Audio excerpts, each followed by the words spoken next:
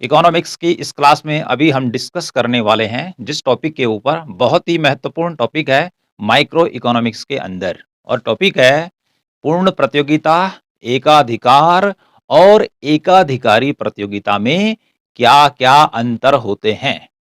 बहुत ही बारीकी से इन तीनों के अंतर को हम यहाँ पर समझने वाले हैं। तो बोर्ड पे टॉपिक लिखा हुआ है, तो हम कुछ आधार लेंगे कि जिनके आधार पर हम तुलना करेंगे कि पूर्ण प्रतियोगिता, एकाधिकार और एकाधिकारी प्रतियोगिता में क्या-क्या डिफरेंस हैं, क्या-क्या अंतर हैं, ये एक दूसरे से कैसे अलग हैं। तो देखिए क्या करना है आपने, यदि हम ऐसा क्वेश्चन हमारे पास आता है तो उसको हम कैसे सॉल्व करेंगे। तो इधर लिख दीजिए आप आधार, ठीक है।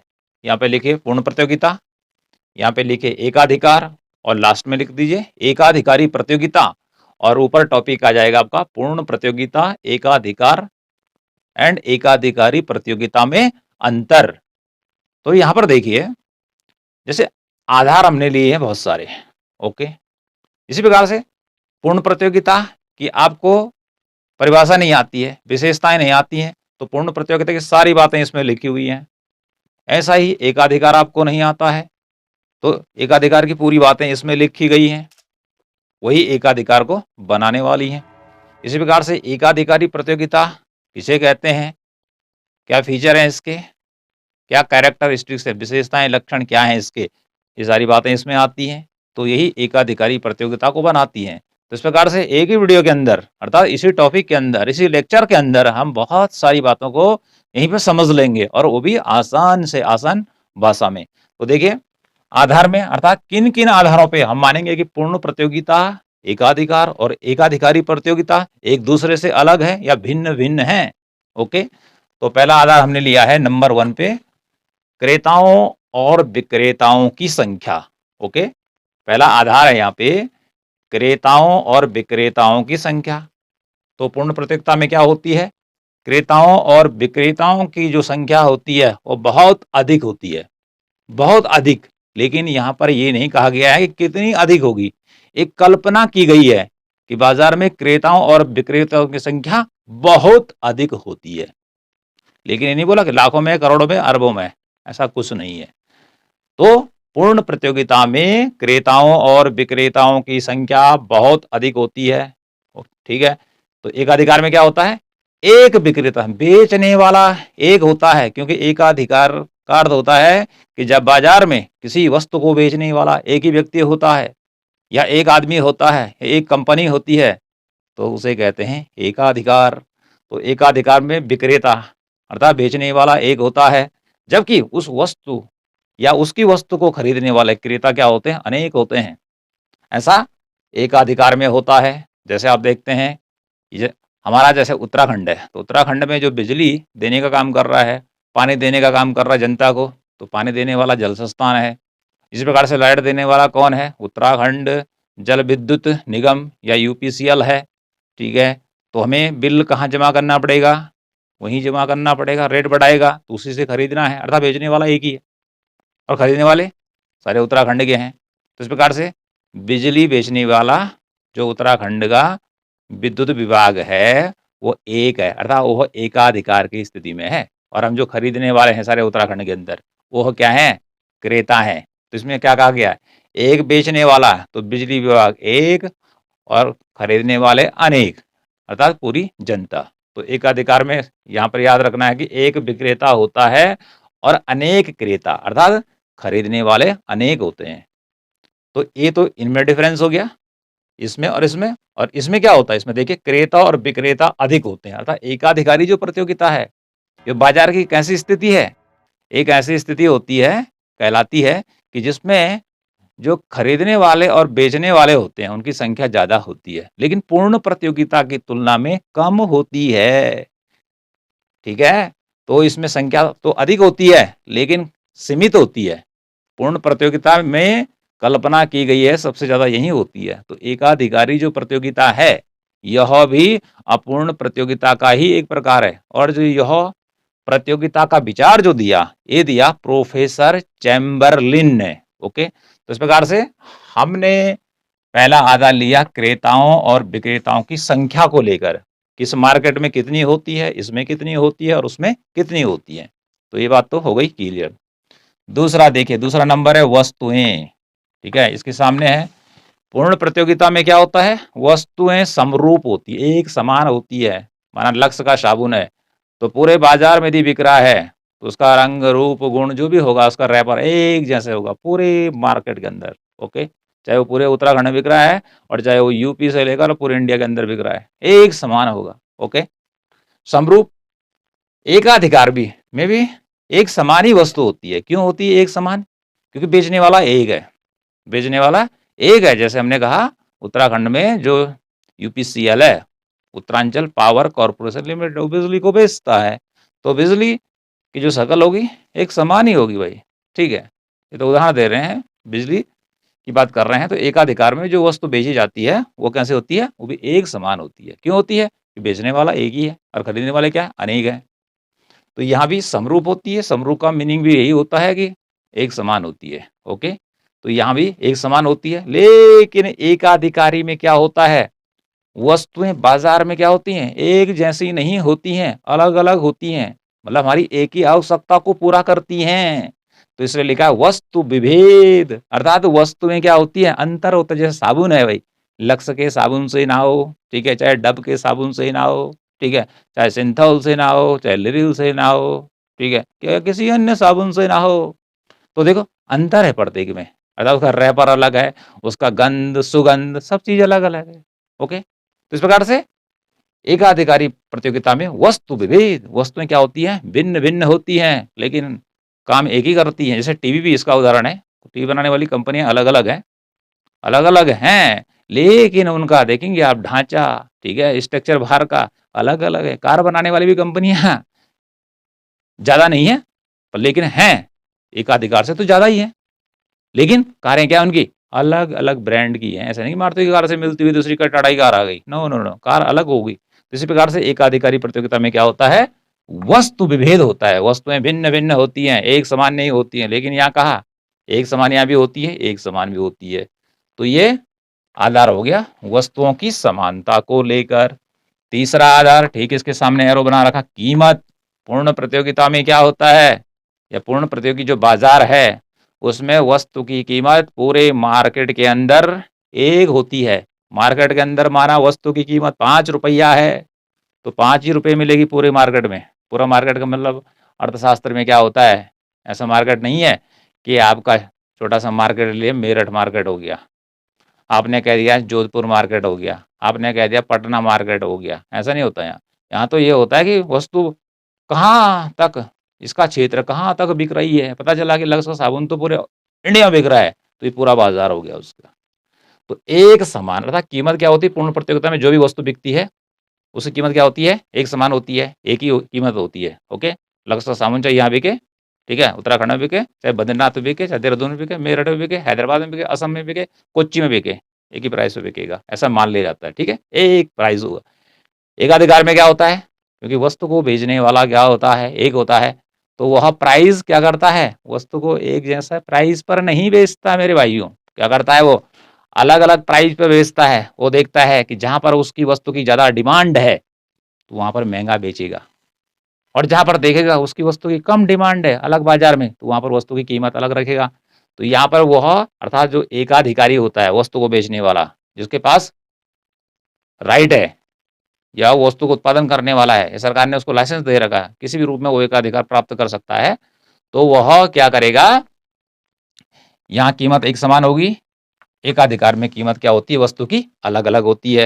यहाँ देखते हैं कीमत विभेद। अब एकाधिकारी प्रतियोगिता में भी क्या होता है, कीमत विभेद होता है, अलग अलग कीमत होती है भाई। एलजी का टीवी है 32 इंच का, उसका अलग है प्राइस। ओके, ओनिडा का है उसका अलग प्राइस है। फ्रिज एलजी का है उसका प्राइस अलग है। ठीक, अलग कंपनी का लेंगे तो उसका अलग है, अगली कंपनी का लेंगे तो अलग। इसके साबुनों के प्राइस भी क्या है, अलग अलग हैं।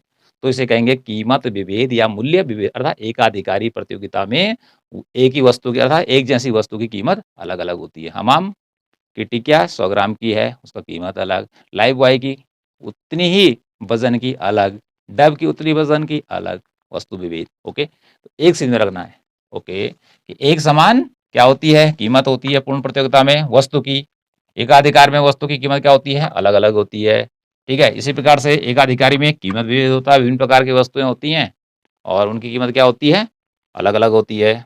नेक्स्ट देखते हैं मूल्य निर्धारण। भाई बाजार में मूल्य कौन निर्धारित करता है, पूर्ण प्रतियोगिता में वस्तु का उद्योग द्वारा मूल्य का निर्धारण, अर्थात जो उद्योग होता है वह वस्तु का मूल्य निर्धारित कर देता है कि आपको वस्तु किस प्राइस पर बेचनी है। भाई तो नीचे होती है फर्में, तो उन्होंने कह दिया भाई आप 5 रुपए के हिसाब से बेचेंगे, एक पीस 5 रुपए के हिसाब से बेचेंगे, तो सारी फर्में उसी प्राइस पर बेचेंगी जो उन्हें उद्योग ऊपर वाले ने दे दिया, हाईकमांड ने ऑर्डर दे दिया कि आपने इसी प्राइस पे बेचनी है भाई, इससे ऊपर नहीं बेचेंगे। हाँ, तो क्या होता है कि उद्योग द्वारा मूल्य निर्धारित किया जाता है, कहाँ पर, पूर्ण प्रतियोगिता में, और उसके नीचे जितनी फर्में होती हैं वह उसी कीमत पर वस्तु को बेचने का काम करती हैं। यहाँ पर देखिए, यहाँ इसका उल्टा हो जाएगा, स्वयं एकाधिकारी करता, अर्थात मूल्य का निर्धारण यहाँ पर एकाधिकारी अर्थात जिसका वस्तु पर अधिकार है वही करेगा। उसे मालूम है कि मैं ही बनाने वाला हूं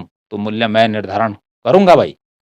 क्यों, यदि आपके पास में ऐसा अधिकार आ जाए कि आपके पास ऐसी वस्तु हो जिसकी भारी डिमांड हो बाजार में और आप ही बेचने वाला हो, दूसरा कोई ना हो, कोई कंपनी बाजार में नहीं है, ओके, तो आप क्या करेंगे कि आप स्वयं ही मूल्य निर्धारित करेंगे। देखेंगे डिमांड बहुत ज़्यादा है तो मूल्य हाई, डिमांड कम गई तो मूल्य कम कर देंगे आप भी, ऐसा ही होगा। तो स्वयं यहाँ पे क्या होता है, एक अधिकारी वस्तु का मूल्य निर्धारित करता है कि 5 रुपये करना है उसको, 10 करना है कि 100 करना है कि 20 करना है।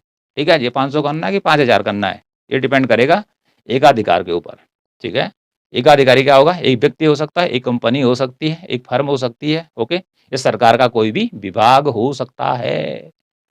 अगला देखिए, फर्में करती हैं, यहाँ पे देखिए मूल्य का निर्धारण कौन करता है, एकाधिकारी प्रतियोगिता में फर्में करती हैं। भाई अलग अलग जो कंपनियां आ रही हैं फर्में कर रही हैं, लाइव बॉय अलग कर रहा है, ठीक है, तो इसी प्रकार से हमाम अलग कर रहा है कि उसकी कंपनी अलग है, लेकिन प्राइस ज्यादा अंतर नहीं करेंगे कि हमाम 20 रुपये का, लाइव बॉय 70 रुपये का, डब 100 रुपये, ऐसा करेंगे तो भाई किसकी डिमांड ज्यादा होगी, जो सबसे सस्ता होगा। इसलिए कीमतें आसपास रखते हैं, एक दूसरे को देखते हैं। वो जैसे हम देखते हैं, हम मोबाइल रिचार्ज करते हैं, हमारा जो वीडियो अभी आपके पास आ रहा है वह किसके थ्रू आ रहा है भाई, यूट्यूब पे आ रहा है, नेट चल रहा है। ठीक है, तो आप देखेंगे चाहे वोडाफोन इंडिया का है, चाहे एयरटेल का है, चाहे इधर बीएसएनएल का है, इनके प्राइस क्या है रिचार्ज करने के, लगभग समान हैं।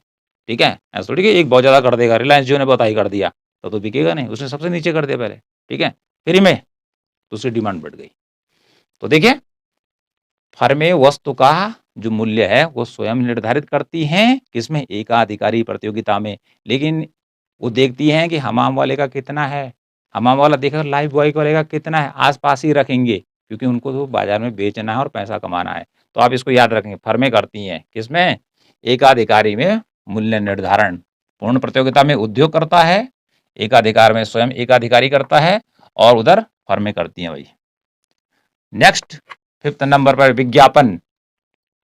भारी विज्ञापन आप देख टीवी पे आ रहा है, ठीक है, यूट्यूब पे जब भी आप हमारा वीडियो देखेंगे तो भाई क्या जाएगा बीच में, क्या जाएगा, ऐड आ जाएगा। तो देखिए कंपनियां ऐड क्यों देती हैं, इस बाद में बात करते हैं, लेकिन हम देखते हैं कि विज्ञापन है क्या, एक पूर्ण प्रतियोगिता में विज्ञापन दिया जाता है, बिल्कुल नहीं, यहाँ कोई विज्ञापन नहीं दिया जाता है क्योंकि वस्तु का मूल्य समान है। वस्तु का मूल्य क्या है, समान है। ओके, यहाँ कोई विज्ञापन पर खर्च नहीं किया जाता है, कोई विक्रय की लागत नहीं आती है, नो पैसा, विज्ञापन प्रचार प्रसार पर कोई खर्चा नहीं।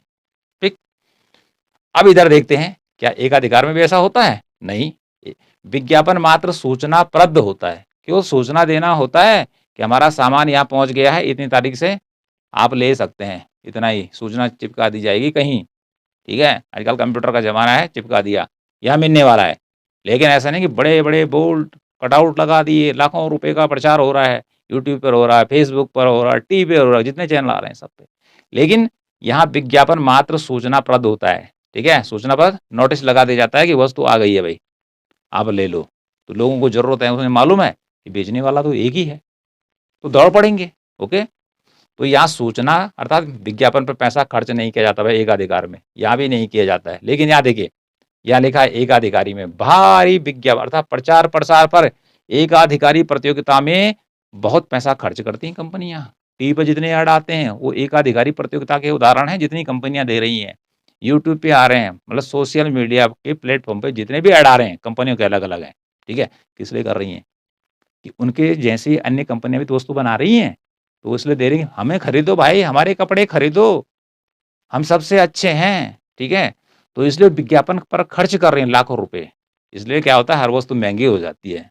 साबुन यदि 10 रुपए में मिलता तो यदि ऐड पर कंपनियां खर्च नहीं करती, ठीक है, तो 2 ही रुपए में मिल जाता। तो इस प्रकार से ध्यान रखना है कि एकाधिकारी प्रतियोगिता में कंपनियां जो होती हैं वह विज्ञापनों पर अर्थात अपनी वस्तु का प्रचार प्रसार करने के लिए पैसा ज़्यादा लगाती हैं, खर्च करती हैं। कभी हीरो को खरीद लेती हैं, कभी हीरोइन को खरीद लेती हैं, या कोई बहुत फेमस आदमी है उसको खरीद लेती हैं, उससे विज्ञापन करवाती हैं, जिससे आदमी समझता है अर्थात हम समझते हैं हाँ ये तो ओरिजिनल माल है भाई, क्योंकि वो बड़ा आदमी कर रहा है उसका प्रचार, तो इसलिए कंपनियां तुरंत पैसा लगाती है उसमें। इसको ध्यान रखना है, यहाँ विज्ञापन में पैसा खर्च होता है, यहाँ पर नहीं होता है, यहाँ पर भी नहीं होता है। तो अब देखिए छठवां क्या, मांग वक्र। मांग वक्र क्या होता है भाई? मांग का नियम क्या कहता है कि जब वस्तु की कीमत घटती है तो मांग बढ़ती है, और जब कीमत बढ़ती है तो मांग घटती है। तो यहाँ पे नजर डालते हैं पूर्ण प्रतियोगिता में मांग वक्र कैसे आकार का होगा? पूर्णतः लोचदार होता है। कैसा होता है? पूर्णतः लोचदार, एकदम पड़ा होता है। इसका रेखा चित्र अभी आपको बाद में बताएंगे, जब मैं इस ब्लैक बोर्ड को सारे टॉपिक पढ़ाने के बाद मिटा दूंगा। तो ये पूर्ण लोचदार और पूर्णतः लोचदार से कम और मांग वक्र अधिक लोचदार, मतलब जो कठिन शब्द यहाँ पर आ रहे हैं उसको रेखा चित्र के द्वारा आपको बाद में समझाया जाएगा। अभी इतना समझना है कि मांग वक्र का जो आकार होता है पूर्ण प्रतियोगिता में वो कैसा होता है? होता है पूर्णतः लोचदार। मांग रेखा एकदम पड़ी होती है।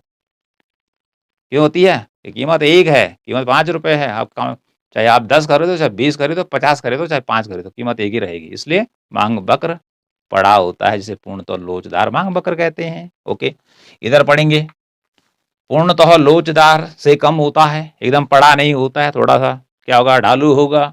क्योंकि यहाँ पे तो एकदम से प्राइस देंगे, लेकिन इसका प्राइस क्या होगा, थोड़ा चेंज करेगा। पूर्णतः लोचदार से कम होता है किसका? मांग वक्र एकाधिकारी की वस्तु का। क्योंकि यदि उसको अपनी वस्तुओं को ज़्यादा बेचना है तो उसे क्या करना पड़ेगा, थोड़ा थोड़ा प्राइस थोड़ा कम करना पड़ेगा। क्या करना पड़ेगा? प्राइस घटाना पड़ेगा। तो इस प्रकार से मांग वक्र का ढाल देखा जाएगा, यहाँ पे आगे चलकर बताएंगे। तो याद रखना है पूर्णतः लोचदार से कम होता है एकाधिकारी की वस्तु का मांग वक्र। ठीक है, और यहाँ क्या होता है? मांग वक्र अधिक लोचदार होता है भाई। यहाँ बोला पूर्णतः लोचदार से कम, इधर बोला पूर्णतः लोचदार से कम, और यहाँ बोला मांग वक्र अधिक लोचदार हो जाता है कि मांग वक्र अधिक लोचदार, अत्यधिक लोचदार मांग जिसे कहते हैं। जिसे क्या कहते हैं? अत्यधिक लोचदार मांग। की कीमत कम घटती है, ठीक है, और मांग उसकी तुलना में कहीं ज्यादा बढ़ जाती है। इसको भी अभी आपको बताएंगे, थोड़ा ध्यान में रखेंगे, याद कर लेंगे। अगला 7वां पॉइंट है लाभ। पूर्ण प्रतियोगिता में यदि वस्तुएं बिक रही हैं तो क्या होगा? फर्मों को दीर्घ काल में सामान्य लाभ होगा। केवल सामान्य लाभ होता है भाई। सामान्य लाभ क्या होता है कि जितने की वस्तु बनी उतने की ही बिकी। 15 रुपए की वस्तु बनी अर्थात 15 रुपये वस्तु को बनाने पर खर्चा हुआ और 15 रुपए में ही बिक गई, तो उसे कहते हैं सामान्य लाभ, नॉर्मल प्रॉफिट, अर्थात ना हानि न लाभ। ठीक है, यहाँ क्या होगा? यहाँ दीर्घ काल में असामान्य लाभ होगा, क्योंकि एकाधिकार है, वस्तु उसी की है, एक बेचने वाला है, खरीदने वाले अनेक हैं, तो इसको क्या होगा? असामान्य लाभ होगा। असामान्य लाभ क्या होता है भाई? वस्तु को बनाने में 100 रुपया खर्च और वस्तु बेच दी 500 रुपये में, तो 500 रुपये में से 100 रुपये घटाइए तो 500 माइनस 100 इज इक्वल टू 400 का उसको लाभ हो रहा है। 100 रुपये खर्च किए वस्तु को बनाने में और 500 में बेचा, तो 500 में से 100 तो घटाना ही पड़ेगा ना, क्योंकि वो तो इस पे पैसा खर्च कर चुका है, इसकी लागत है। तो 400 रुपये का उसको जो बेनिफिट हो रहा है उसे कहेंगे असामान्य लाभ। ठीक है, वो भी कब? दीर्घकाल में, अल्पकाल की बात नहीं की। दीर्घकाल में सामान्य लाभ। यहाँ पर क्या बताया जा रहा है? इसका ठीक उल्टा आ रहा है। दीर्घकाल में सामान्य लाभ अर्थात एकाधिकारी प्रतियोगिता में दीर्घकाल में लंबे समय में सामान्य लाभ होता है, अर्थात लागत वस्तु को बनाने की 10 रुपये, वस्तु बिकेगी 10 रुपये में। तो नो लॉस नो प्रॉफिट, दोनों घटा देंगे, जीरो होगा। उसे हम क्या कहते हैं, सामान्य लाभ के नाम से जाना जाता है, ये कहते हैं। तो दीर्घकाल में क्या क्यों होता है दीर्घकाल में? क्यों? दीर्घकाल में इसलिए होता है कि जो फर्में होती हैं, दीर्घकाल में मांग के अनुसार अपनी प्लांट, अपनी क्षमता को बढ़ा देती हैं। यदि मांग बढ़ गई, तो प्लांट के आकार को बढ़ा देंगे, ठीक है? नई फैक्ट्री बगल में लगा देंगे, नई मशीन लगा देंगे। मांग घट गई, ठीक है? तो मशीन को बंद कर देंगे, ठीक है? दीर्घकाल में उनके पास काफ़ी टाइम रहता है। इसलिए दीर्घकाल में सामान्य लाभ, यहाँ असामान्य लाभ और यहाँ भी सामान्य लाभ। एक ही लाइन में याद कर लेना, देख लीजिए आप। 8वें नंबर पर देखिए स्थिति। स्थिति में क्या है कि पूर्ण प्रतियोगिता एक काल्पनिक स्थिति है। काल्पनिक स्थिति है भाई, इमेजिन किया गया, कल्पना की गई है कि ये होना चाहिए, ठीक है? कि बहुत अधिक विक्रेताओं की संख्या बहुत अधिक होती है, वस्तु का मूल्य एक जैसा होता है, ठीक है? वस्तु समरूप होती है। जो उद्योग होते हैं, फर्मों को कीमत देते हैं, फर्में उसी पर बेचती हैं, मतलब सारी चीज़ें जो है सारी काल्पनिक है, ठीक है? तो पूर्ण प्रतियोगिता में जितनी बातें बताई जा रही हैं, कैसी है? काल्पनिक है, वास्तविक जगत से इसका लेना देना नहीं है, ओके? जैसे कहा जाता है कि एक आदर्श बात कर दी मैंने कि रोड के किस साइड चलना, बाएं साइड ही चलना भाई, बाएं से दायां नहीं करना, लेकिन हमें तो सड़क के अनुसार चलना पड़ेगा, या फिर हमें देखना पड़ेगा ट्रैफिक है ही नहीं कहीं नहीं। जैसे उत्तराखंड के पहाड़ी इलाकों में ट्रैफिक नहीं है, अरे बाएं ही चल रहे हैं, अरे क्यों चलेंगे जी बाएं, जहाँ ठीक लग रहा है वहीं चले जाएंगे, खाली जगह है तो, ठीक है? तो लेकिन यहाँ पोजीशन क्या है? काल्पनिक है, पूरी कल्पना की है। और वास्तविकता क्या होती है? वास्तविकता में ये होती है, अभी देखेंगे आगे, ये भी काल्पनिक है, एकाधिकार भी काल्पनिक है। क्योंकि एक व्यक्ति तो कैसे होगा कि एक व्यक्ति को अधिकार दे देगा, तू ही बनाएगा, तू ही बेचेगा, तू ही लाभ कमाएगा? लोकतंत्र में तो संभव ही नहीं है। राजतंत्र में तो हो सकता है, ठीक है? उत्तरी कोरिया में हो सकता है, लेकिन इंडिया में नहीं हो सकता, अमेरिका में नहीं हो सकता, ऑस्ट्रेलिया में नहीं हो सकता, ठीक है? तो ये भी काल्पनिक है, एकाधिकार की स्थिति, ठीक है? और जहां तक हमने बात की UPCL, Uttaranchal power corporation limited, Uttarakhand का, ठीक है? जो क्या करता है, बिजली लोगों तक पहुंचाता है। तो सरकार की कंपनी है, तो इतना रेट थोड़ी बढ़ाएगी कि जनता खरीद ही नहीं सके, ठीक है? सरकार को अगली बार सत्ता में नहीं आना है, तो यहाँ ध्यान रखा जाएगा। ये सारी बातें यहाँ बताई जा रही हैं, इतनी बातें नहीं बताता कोई कि किस प्रकार से इसका व्यवहार में, नहीं तो सीधे ऐसे ही याद करा दिया जाता है। लेकिन हम आपको व्यवहारिक रूप में भी बता रहे हैं, उदाहरण भी बता रहे हैं कि किस प्रकार से यह भी काल्पनिक है, ठीक है? ये भी काल्पनिक है, ये भी काल्पनिक है। लेकिन ये वाला जो मार्केट है, एकाधिकारी प्रतियोगिता, ये वास्तविक है भाई, रियल है, ये बाजार में मिलती है। साबुन बेचने वाला को देखे कौन साबुन तुम्हें पसंद है, लीजिए, रियल है, ठीक है जी? अलग अलग प्राइस में मिल रहा है, अलग अलग खुशबू है, अलग अलग रैपर दिखाई दे रहा है, पता लग जा रहा है कि हमाम का वो साबुन है, ठीक है? लक्स का वो है, ठीक है? डव का वो है, पियर्स का वो है। कैसे पता चल रहा है? उनके बाहर के रैपर से ही पता चल रहा है, खोल के देखो तो बस गंध अलग है, सेंट का भी ऐसे ही देखिए। तो वास्तविक है, ठीक है? और ये भी काल्पनिक है, और ये भी क्या है, काल्पनिक है। अब देखते हैं प्रवेश एवं बहिर्गमन के आधार पर क्या होता है। प्रवेश मीन्स यदि कोई फर्म है और उसको देखता है कि मार्केट के अंदर लाभ हो रहा है, कोई भी अमेरिकन कंपनी भारत में आ गई, उसने कंपनी लगा दी, ठीक है? दूसरा इंग्लैंड से आ गया, फिर एक जर्मनी से आ गया, इंडिया से आ गया, जैसे हमने कह दिया फिर रिलायंस वाला आ गया, टाटा आ गया। तो क्या होता है कि स्वतंत्र प्रवेश, अर्थात यहाँ बताया गया कि पूर्ण प्रतियोगिता में जो फर्में होती हैं वह आसानी से आ सकती हैं, अर्थात अपनी फैक्ट्री लगाओ, लाभ हो रहा तो रहो, नहीं हो रहा तो जाओ, ऐसा मान लिया जाता है, ठीक है? तो फर्मों की आने और जाने की स्वतंत्रता होती है, कहाँ? पूर्ण प्रतियोगिता में, ठीक है जी? यहाँ क्या होता है, प्रवेश संभव नहीं। क्यों नहीं है प्रवेश संभव? एकाधिकार, अर्थात एक ही बेचने वाला है भाई। जैसे हमने कहा यूपीसीएल, उत्तराखंड में बिजली बेचने वाला यूपीसीएल ही है, दूसरी प्राइवेट कंपनियां यहाँ नहीं है, सरकार के पास ही पूरा राइट है, ओके? तो फिर दूसरा कहाँ से आएगा भाई? जब सरकार देना ही नहीं चाह रही है तो कहाँ से आएगा? इसलिए एकाधिकार में अन्य फर्में नहीं आ सकती है, उनका प्रवेश असंभव है, ठीक है? अब यहाँ देखिए, यहाँ नहीं बोला, एकाधिकारी में तो आती रहती हैं भाई, नहीं तो कंपनियां बाजार में नहीं आएंगी तो ये जैकेट कौन बनाएगा, ये माइक जो लगा रखा है इसको कौन बनाएगा, टोपी कौन बनाएगा, कैमरा कौन बनाएगा, बोर्ड कौन बनाएगा, लाइट कौन बनाएगा? ये अलग अलग है ना, कुछ रुकावटें होती हैं। अर्थात एकाधिकारी प्रतियोगिता में यदि कोई फर्म क्या करती है, एक बार बाजार में आ जाती है, उसने अरबों रुपए खर्च कर दिए, तो ऐसा थोड़ी कि उसका 2-4 दिन उसको घाटा हुआ और उसने कंपनी बंद कर दी अरबों की। नहीं, ऐसा नहीं करेगा, वो रुकेगा, देखेगा, ठीक है? और जब एक बार आ गया तो जल्दी नहीं जाएगा, ठीक है? और जब जो आएगा तो 50 बार सोचेगा कि मुझे लाभ होगा कि घाटा होगा, क्योंकि साबुन बनाने वाले तो बाज़ार में पहले ऑलरेडी बेचने वाले बहुत अधिक हैं और मेरा साबुन में कौन सी ऐसी बात है कि उसको लोग खरीद लेंगे, तो ठीक है? तो रुकावटें हैं, रुकावट मतलब आने के लिए लाइसेंस लेना पड़ेगा और जब आ गए बेटा फँस गए बाज़ार में, पैसा लगा दिया, तो तुरंत बाहर भी नहीं जाओगे, जाओगे तो डूब जाओगे, ठीक है जी? तो यहाँ रुकावटें होती हैं, मार्केट में आने के लिए किसको? फर्मों को। फर्म कौन-सी है भाई? वही कंपनियाँ जो बेचने का काम कर रही हैं, ठीक है? साबुन को बेचने का काम कर रही हैं। याद कीजिए, देखिए आपके बाज़ार में कौन-कौन सी साबुनें बिक रही हैं, तो वो अलग-अलग कंपनियों की हैं। कौन-कौन सी टीवियाँ बिक रही हैं, कौन-कौन सी वॉशिंग मशीन बिक रही हैं, कौन-कौन सी भाई आपकी एलईडी लाइट आ रही हैं, कौन-कौन सी कंपनियों के कपड़े आ रहे हैं, जैकेट आ रहे हैं, ठीक है? आपकी टी-शर्ट आ रही हैं, आपकी पैंट आ रही हैं, ये सब क्या हैं? ये एकाधिकारी प्रतियोगिता के उदाहरण हैं। और अंतिम लिखा है मैंने, बाज़ार का ज्ञान। क्या मान लिया जाता है पूर्ण प्रतियोगिता में कि जो क्रेता हैं और विक्रेता हैं उनको बाज़ार का पूर्ण ज्ञान होता है। अर्थात क्रेता जानता है कि कहाँ पर वस्तु कैसी और किस प्राइस पर बिक रही है, अर्थात पूरा का मार्केट का ज्ञान है उसको कि वस्तु पूरे बाज़ार में 10 रुपए में बिक रही है, तो बाज़ार के वो कई किलोमीटर दूर चले जाए और ये वापस आ जाए, उत्तर जाए, दक्षिण जाए, एक ही प्राइस मिलेगा उसको। ऐसा मान लिया जाता है, वो फुल नॉलेज वाला आदमी है, ठीक है? यहाँ क्या है? यहाँ पर इसको मान लिया गया है कि एक अधिकार में जो बेचने वाले हैं, ठीक है? उसको तो पूर्ण ज्ञान है भाई, बेचने वाले को कि इसको बेचना है।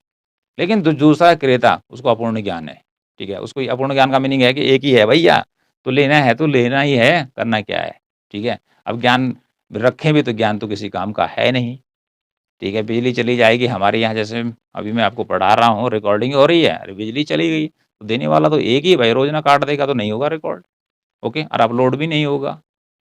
तो ये अपूर्ण हो, यहाँ भी अपूर्ण होगा, ठीक है जी? यहाँ क्या होगा? बाज़ार का पूर्ण ज्ञान बोल दिया या अपूर्ण ज्ञान, और यहाँ भी अपूर्ण ज्ञान ही रहता है भाई, ठीक है? क्रेताओं और विक्रेताओं को क्या होता है, बाज़ार की पूरी जानकारी नहीं होती है कि कहाँ पर हमारी वस्तु ठीक ढंग से बिक सकती है, ठीक है? कहाँ पर अच्छा माल हमें ठीक ढंग से मिल सकता है। आजकल तो क्या हो रहा है, एक ही कंपनी के एक जैसे उत्पाद क्या, और रैपर अलग-अलग आ रहे हैं, ठीक है? कुरकुरा चला, इधर मुरमुरा भी चल गया, एक टुरटुरा चल गया और पीले रंग का आ गया, ठीक है? तो इस प्रकार से तब जो लेने वाला है उसको पता नहीं चलता है कि माल अच्छा है कि नहीं है। दुकानदार ने देखा कुरकुरा, उसने कहा ये हाँ, ये भी मुरमुरा है, वही है ये, ठीक है जी। और इधर जो बेचने वाले हैं उनको पता भी नहीं चलता है कि हमारा जो प्रोडक्ट है उसका कितना कॉपीराइट हो रहा है। तो इस प्रकार से देखिए कि जो आधार हैं, जैसे क्रेताओं और विक्रेताओं की संख्या के आधार पर हमने कहा कि इसमें, उसमें और उसमें क्या अंतर है। दूसरा हमने लिया कि वस्तुएँ कैसी होती है भाई, समान होती है कि असमान होती हैं, ठीक है? या भिन्न-भिन्न प्रकार की होती है। हमने कीमत की बात की भाई, कीमत एक समान होती है कि अलग-अलग होती है, कि वहाँ भी अलग-अलग होती है। यहाँ पर मूल्य निर्धारण कौन करता है? यहाँ पर हमने कहा उद्योग करता है, यहाँ पर कहा हमने कहा एकाधिकारी करता है, वहाँ पर ध्यान रखिए, एकाधिकार जिसका किसी वस्तु पर एकाधिकार होता है, मतलब उसका स्वयं का अधिकार होता है, वही बेचने वाला होता है, एक ही होता है, उसे एकाधिकार कहते हैं। और जब उसको बोलेंगे तो एकाधिकार को क्या बोलेंगे? एकाधिकारी। लेकिन जो उधर लिखा है एकाधिकारी प्रतियोगिता, वो अलग चीज़ है। उसमें प्रतियोगिता जोड़ रखी है, इधर नहीं जोड़ रखी है। जब प्रतियोगिता जुड़ जाएगी तो उसका मीनिंग ही बदल जाएगा, ठीक है? और वो प्रतियोगिता का जो विचार दिया है, एकाधिकारी प्रतियोगिता का, ठीक है? मोनोपोलिस्टिक कॉम्पिटिशन इन इंग्लिश, वो दिया है प्रोफेसर चैम्बरलिन ने। इसी प्रकार मूल्य विज्ञापन की बात की, भई यहाँ विज्ञापन नहीं देते हैं, यहाँ भी विज्ञापन नहीं देते हैं, उधर विज्ञापन दिया जाता है। मांग वक्र पूर्णतः लोचदार होता है, यहाँ बोला पूर्णतः लोचदार से कम होता है, यहाँ मांग वक्र अत्यधिक लोचदार होता है। यहाँ पर देखा बोला लाभ पूर्ण प्रतियोगिता में दीर्घकाल में सामान्य लाभ होता है, ठीक है? और दीर्घकाल में असामान्य लाभ अर्थात ज़्यादा लाभ होता है, यहाँ भी सामान्य लाभ होता है। इसी में कह दिया स्थिति काल्पनिक है भाई, याद रखना है, पूर्ण प्रतियोगिता एकदम से काल्पनिक है। कैसी है? काल्पनिक है। जैसे सदा सत्य बोलो, चोर भाग भी रहा है, किसी ने बोला चोर भाग रहा है, बोल दो ना ना ना ना, ठीक है? चोर ने बोल दिया मुझसे ऐसा मत बोलना भाई साहब कि मैं भाग रहा हूँ इधर से, ठीक है? अब चाहे उसने मर्डर कर दिया, कुछ भी कर दिया, तो ऐसा सत्य वाली बात है यहाँ तो, समझ रहे हो? तो पूर्णतः काल्पनिक है। अगला है प्रवेश बहिर्गमन कि स्वतंत्र प्रवेश होता है। पूर्ण प्रतियोगिता में कोई भी कंपनी बाजार में आएगी, कंपनी लगाएगी, लाभ होगा, ठीक है? मान के चलते हैं कि लाभ ही होता है उसको। यहाँ पे क्या होगा, प्रवेश नहीं होगा क्योंकि बेचने वाला एक ही है ना भैया, हम ही बेचने वाले, हमारे पास लाइसेंस है, तुम जाओ, ओके हो गया। इधर क्या होगा, आ सकते हो भाई, लेकिन लाइसेंस लेना पड़ेगा या फिर कंपनियों से प्रतियोगिता करनी पड़ेगी। रह गए तो अच्छी बात है, और बर्बाद हो गए तो वो भी अच्छी बात है।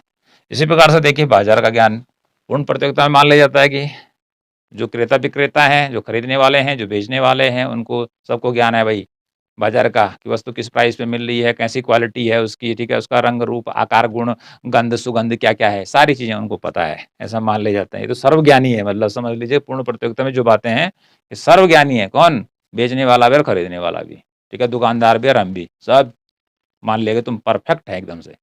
यहाँ पर बोल दिया कि ना ना ना, नहीं है भाई, तुमको अपूर्ण ज्ञान है, इधर बोल दिया इधर भी अपूर्ण ज्ञान रहता है। ओके, तो इस प्रकार से ये हमारा जो टॉपिक था पूर्ण प्रतियोगिता, एकाधिकार और एकाधिकारी प्रतियोगिता में अंतर क्या होता है, यहीं पर कंप्लीट होता है। आसान है, आप प्रश्न कीजिए अपने से कि क्या है, अर्थात इसको आपने पढ़ लिया है तो यही पूर्ण प्रतियोगिता है, इसको पढ़ लिया यही एकाधिकार है, यही पढ़ लिया समझ लो यही एकाधिकारी प्रतियोगिता है। कुछ कुछ बातें छूट जाती हैं लेकिन बाकी यही है। तो इस प्रकार से यदि आपके पास ऐसा ही कोई क्वेश्चन बड़ा आता है तो सीधे आप क्या कर लेंगे, इसका उत्तर आसान से आसान भाषा में इसको सीधे आप लिख सकते हैं।